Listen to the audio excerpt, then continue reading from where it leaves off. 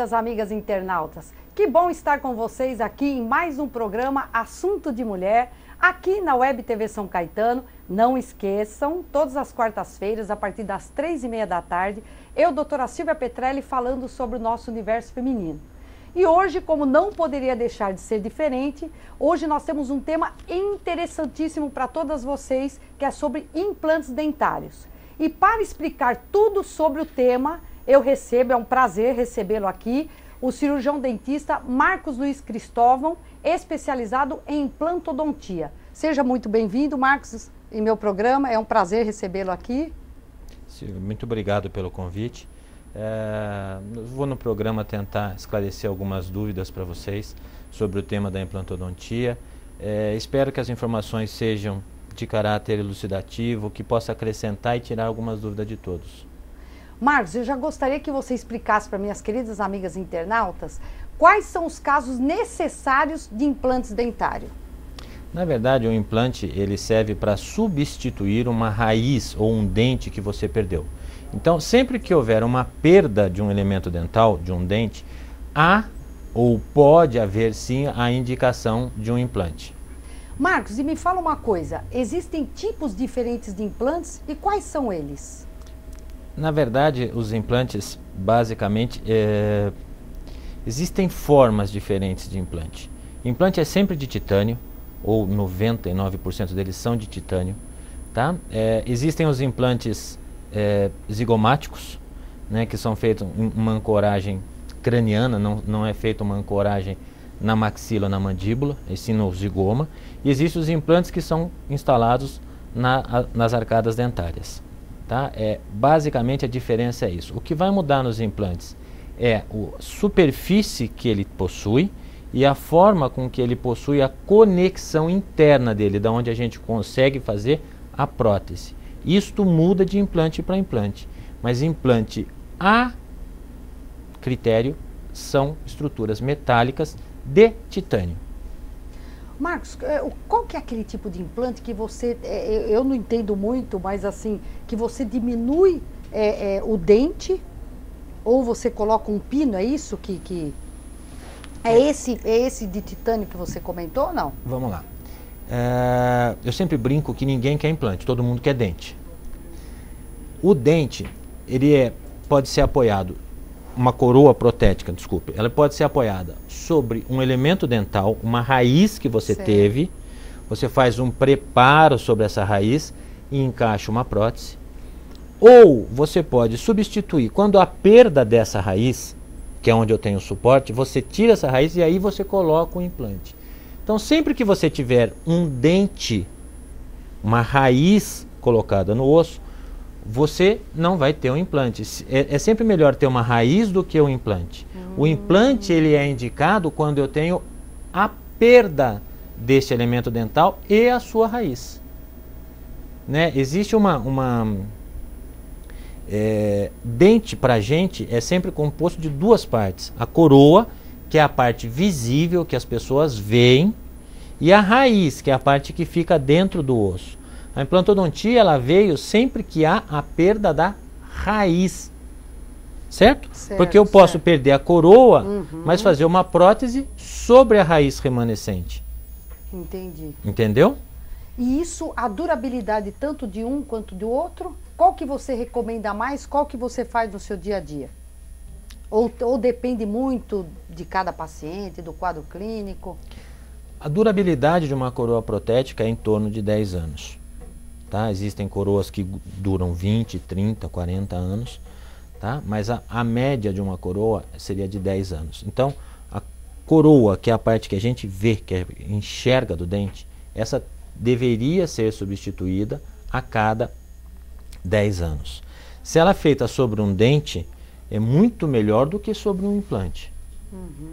Certo? É uma estrutura biológica, é uma estrutura viva, uma estrutura pertinente. A outra é um implante, ele é uma peça substituta. Então, sempre que eu puder fazer uma reposição sobre um dente, é melhor do que sobre um implante. Né? O implante ele vem quando já não há mais o que fazer e esse dente foi perdido por completo. E Márcio, quando a pessoa não perdeu essa raiz, o que pode ser feito? Quando ela não perdeu essa raiz, a gente faz a prótese sobre a prótese, ela grosseiramente falando, ela é sempre a mesma. Uma coroa que pode ser uma metaloplástica, pode ser uma metalocerâmica ou pode ser uma cerâmica pura. Certo? Ela é encaixada sobre o elemento dental remanescente. Não tendo elemento dental, a gente substitui por um implante e essa coroa é encaixada sobre o implante.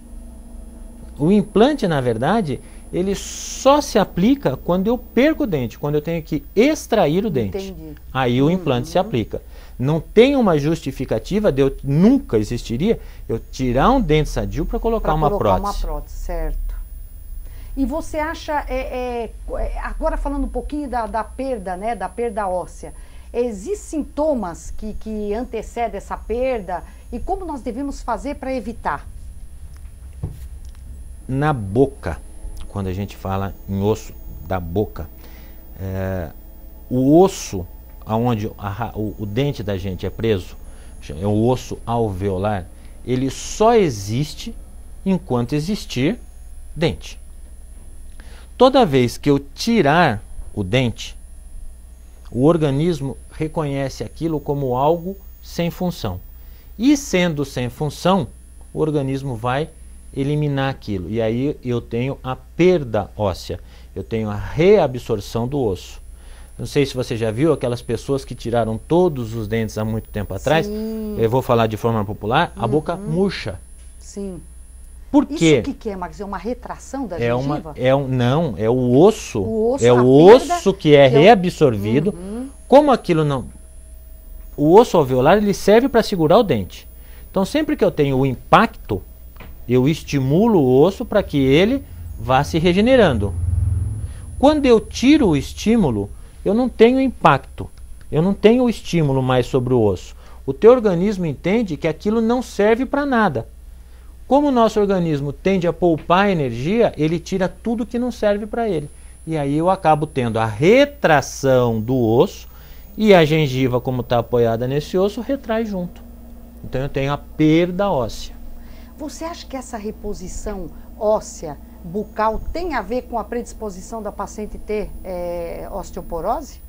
Você acha que para nós, ginecologistas, repondo esse cálcio com a menopausa, na reposição para perda de massa óssea, isso ajuda também na região da boca? Vamos lá. É uma área meio controversa, mas sim, sempre que você faz a reposição de cálcio, você me dá um osso de melhor qualidade. Na boca, de maneira geral, eu tenho 4 tipos de osso. Tá? Um osso extremamente duro, 2 intermediários e um osso extremamente mole, ou seja, a parte interna dele é o trabeculado ósseo, ele é extremamente aberto. Então, na mesma boca de um paciente sadio, sem nenhum problema, eu tenho 4 variações de tipos ósseos. Então, a menos que uma mulher, um homem com uma osteoporose acima de 2,5, né, não vai... Desde que o turnover dele ósseo exista, eu não tenho uma contraindicação de implante. Por quê? Porque eu já trabalho com um osso muito pobre. Região posterior da maxila, da parte de cima, o osso é muito pobre em termos de estrutura óssea. Então o que a gente faz? A gente usa um implante que tenha características mais apropriadas para esse tipo de osso. Certo. O implante que eu coloco na região posterior da maxila, normalmente eu não posso colocar ele na região anterior da mandíbula. Implante não é tudo igual. Não é um aporte parafuso que eu ponho na parede. Né? Existem conceitos biológicos que têm que ser respeitados. Né? Fazer o implante, fazer o furo e colocar o pino é muito fácil. Né? Então, existem meios. Um osso melhor, para mim, é sempre melhor. Sempre que ele tiver reposto com as características de normalidade, eu vou ter um tratamento de melhor qualidade. Marcos, e o implante é um procedimento cirúrgico? Sim, é um procedimento cirúrgico. É um procedimento invasivo. Existem algumas características do implante. Osso não tem nervo. Osso não dói. O que dói é o tecido adjacente a ele. Então, é muito mais fácil eu anestesiar um paciente para fazer um implante do que eu anestesiar um paciente para fazer um tratamento de canal. Sim. Onde é uma anestesia muito mais profunda, onde eu tenho que pegar os ramos de nervos que vêm ao dente, certo? Enquanto que no implante eu só preciso anestesiar a gengiva. Doutor, eu te peço só um tempinho, agora nesse tema que nós estamos falando sobre implante, porque agora está no ar o quadro E aí, doutora? Minhas queridas amigas, agora o quadro E aí, doutora? Temos algumas perguntas de amigas internautas. Marina de São Caetano, ela gostaria de saber. Doutora, no meu resultado deu bacilo de Dodeline no Papa Nicolau. O que seria? Veja, Marina, na realidade, bacilo de Dodeline, ele se nutre do glicogênio da célula. Então, eles ajudam a produzir ácido lático para quê? Para melhorar o pH da vagina. Então, eles ajudam nessa proteção para que o pH se mantenha um pH entre 3,5 a 4,5, tá? Quando diminui muito esse pH, é quando o fungo adora pH baixo. Aí você pode ter predisposição à candidíase. E se aumenta muito esse pH, o que age mais são as bactérias, tá bom? Então você fica tranquila porque está dentro da normalidade. Amanda de Santo André, ela pergunta: o uso de desodorante e antitranspirante pode causar câncer de mama? Veja, Amanda, isso é uma questão que todas querem saber. Desodorante, na realidade, é para tirar o odor. Antitranspirante é para tirar o suor, a transpiração. Hoje em dia o que se questiona muito é a concentração de alumínio que contém dentro dessas fórmulas. Mas veja, trabalhos científicos não mostram a correlação do uso dos antitranspirantes com o câncer de mama, tá bom? Então fique tranquila, porque por enquanto nós temos dados clínicos que possa causar o câncer de mama. Bom, nós vamos para um breve intervalo e eu volto a seguir com mais perguntas do quadro E aí, doutora, e falando mais um pouco com o Dr. Marcos sobre implantes dentários. Não saiam daí.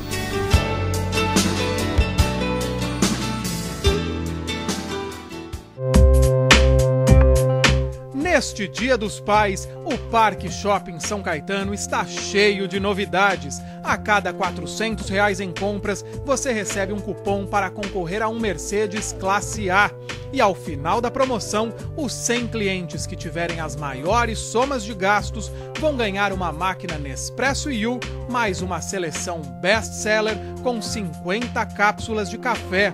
Presente para o seu pai é no Parque Shopping São Caetano, o mais completo mix de lojas da região do ABC.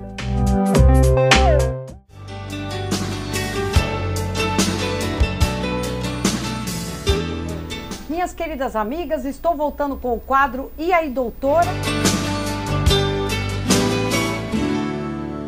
E já tirando a dúvida de Roberta de São Bernardo, que gostaria de saber: doutor, o que são ovários policísticos? Veja, Roberta, a etiologia verdadeira dos ovários policísticos ainda não está muito vista. O que pode ser? O aumento dos hormônios testosteronas. Por quê? Porque eles aumentam a produção dos ovários, fica um ovário um pouco mais espesso, aumenta a produção de folículos, por isso que dá aqueles ovários micropolicísticos. E a tríade clássica do ovário policístico, o que seria? Acne, obesidade e aumento de pelo. E tem tratamento, tá? Não deixa de procurar o seu ginecologista para maiores informações e para ver se esse é o seu caso, tá bom? Maria do Carmo de Diadema, ela pergunta: eu posso pegar AIDS ou HPV praticando sexo oral? Maria do Carmo, pode sim, tá?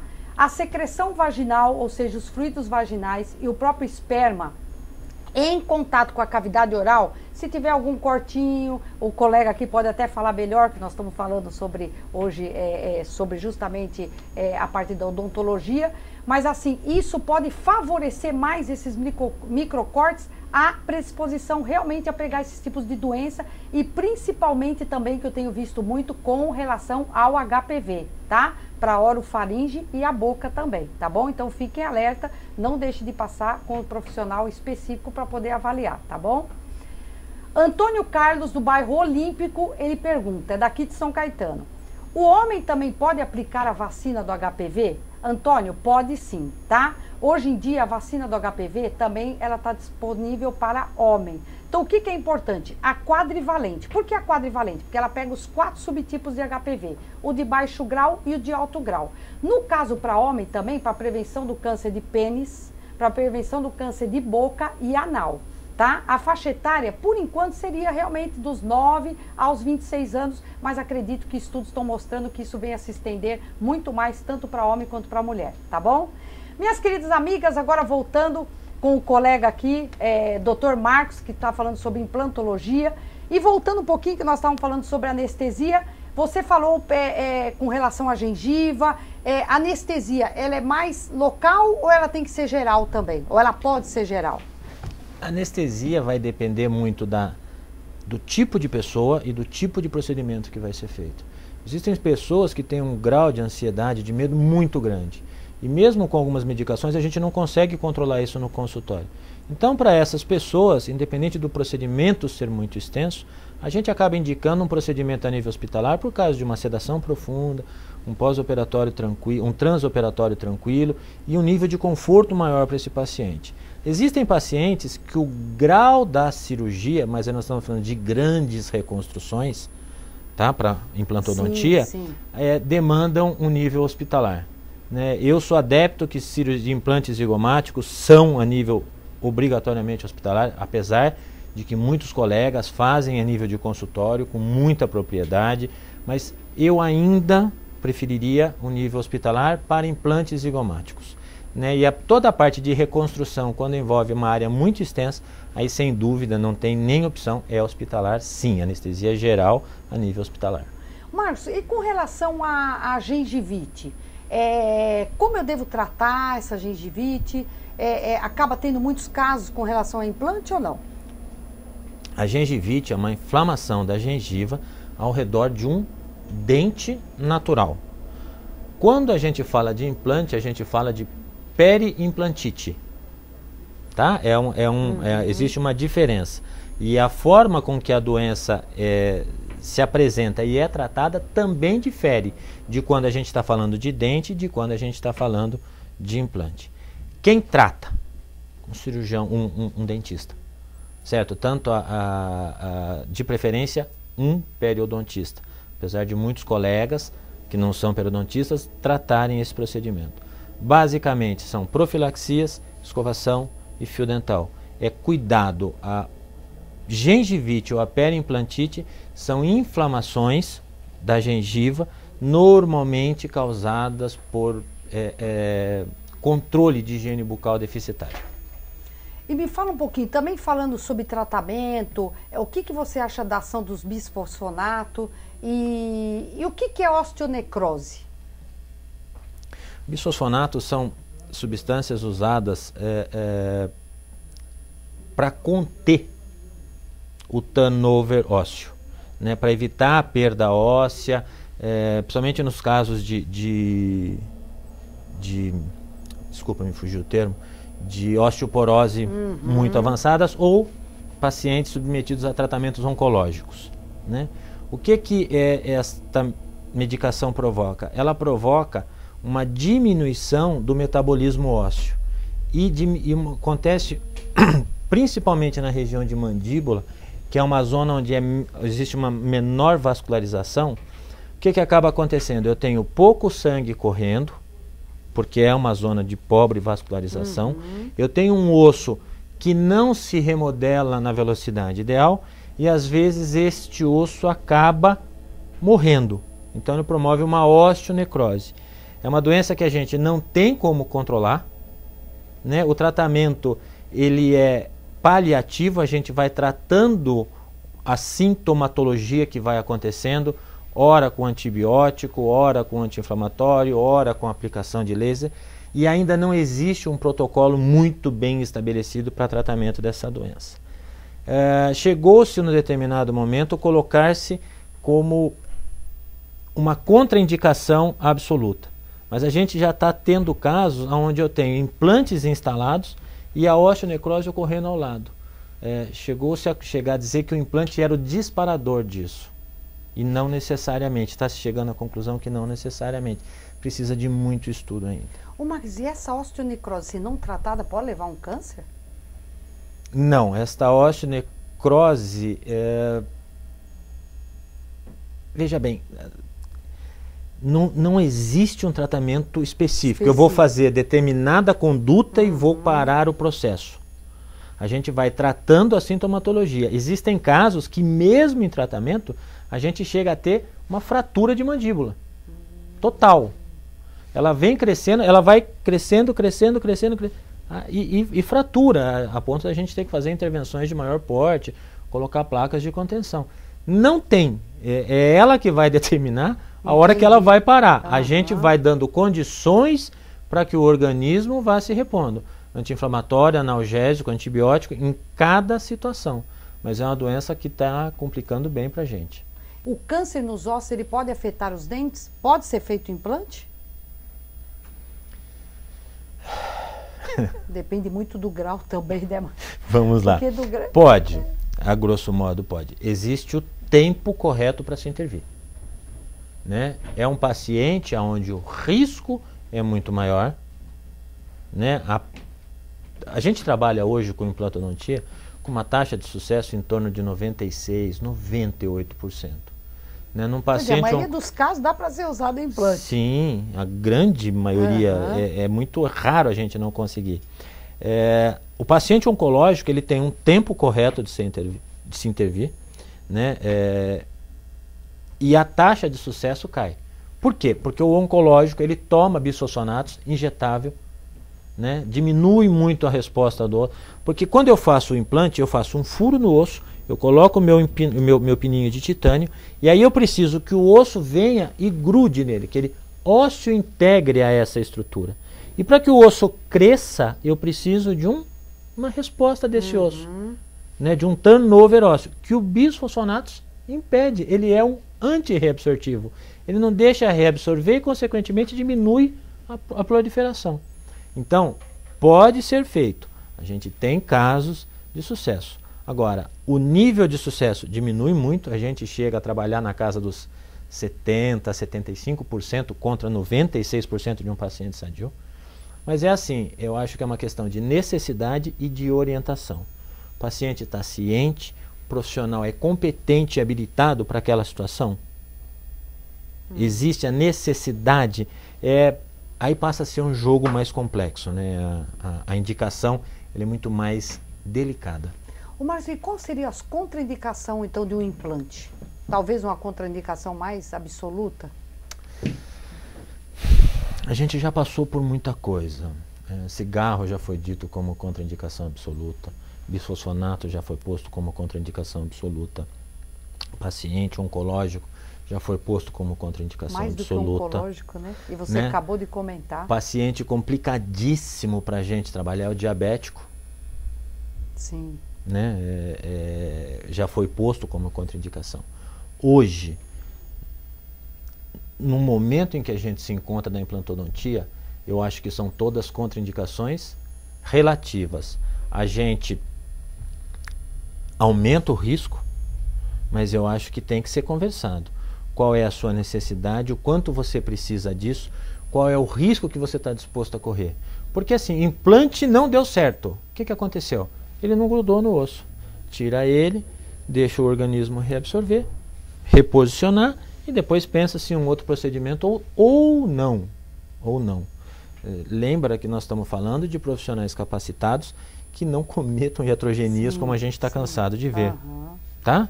Num procedimento normal, eu acho que a contraindicação hoje para a implantodontia, ela é sempre relativa. Eu não vejo mais hoje uma contraindicação absoluta. Pode ser que eu não possa fazer o implante hoje, mas daqui 6 meses, durante um tratamento, eu posso. Marcos, e esse tempo de recuperação dessa paciente? O que você orienta? Um implante bem planejado hoje, bem executado, com condições ideais, eu vou fazer uma brincadeira, é muito pior tirar um bife quando você vai na manicure. É muito tranquilo. A gente está falando de carga imediata, o paciente entra, faz o implante e coloca o dente na hora. Ele sai do consultório com o dente na boca. Existem pré-requisitos para que isso ocorra, né? Mas um implante bem planejado, bem organizado, sem... Eu brinco, tem muita gente querendo fazer mágica, e aí não vai dar certo, né? Então, o que é padrão? Os primeiros 2 dias nada de alimentação quente, nem dura sobre a região, tá? E a primeira semana sem atividade física, o resto é vida normal. E o que você acha, Marcos? Hoje em dia é coisa de estético o implante ou é porque é necessário mesmo? O implante veio a facilitar, né? Ele é um facilitador, né? Ele pode, você não tem ausência de um dente, eu posso usar um implante como um fator estético para ocupar um espaço, mas eu também poderia resolver isso com uma prótese fixa convencional. O que muda? Eu preservo os dentes vizinhos, né? Então o implante, quando bem feito, quando bem executado, ele é sim estético, ele vai devolver para a pessoa